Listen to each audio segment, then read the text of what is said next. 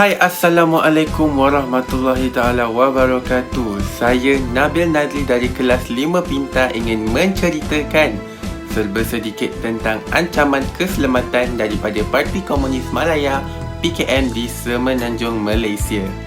Tahukah anda bahawa Tugu Negara pernah diletupkan oleh Parti Komunis Malaya ini?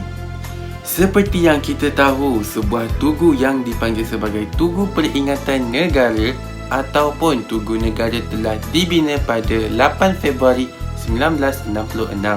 Ia dibina bagi memperingati jasa perjuangan kepada lebih 11,000 para jurid yang gugur dalam Perang Dunia Pertama, Perang Dunia Kedua dan semasa darurat. Kalau anda hendak tahu, Tugu Negara di Malaysia merupakan arca berkumpulan yang tertinggi di dunia. Satu lagi info yang menarik, Tugu Negara kita yang pertama sebenarnya merupakan sebuah tiang konkrit yang terletak di Jalan Tugu berhampiran bulatan stesen kereta api Kuala Lumpur bersebelahan dengan Masjid Negara.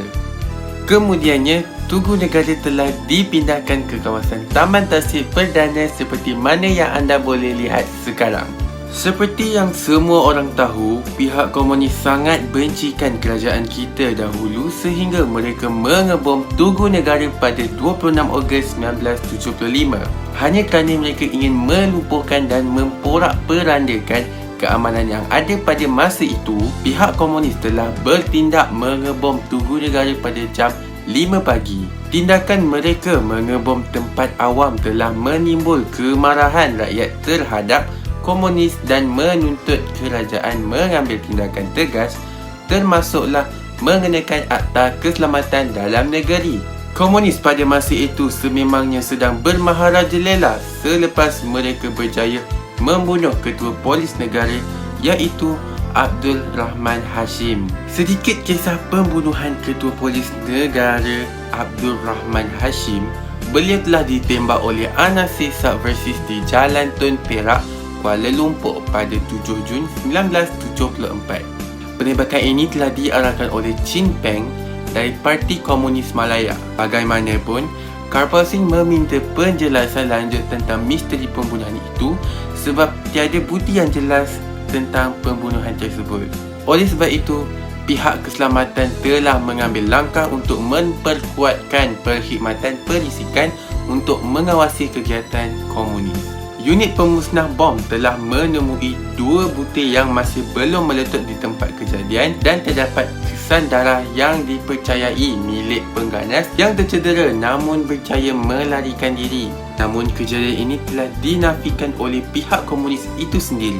Komunis menuduh kejadian ini adalah angkara kerajaan sendiri yang dilihat sengaja merosakkan Tugu Negara. Kononnya, wajah pada Tugu Negara tersebut menyerupai orang Barat. Jadi, dakwa komunis ia sebagai alasan kepada kerajaan untuk mengubah bentuk Tugu Negara.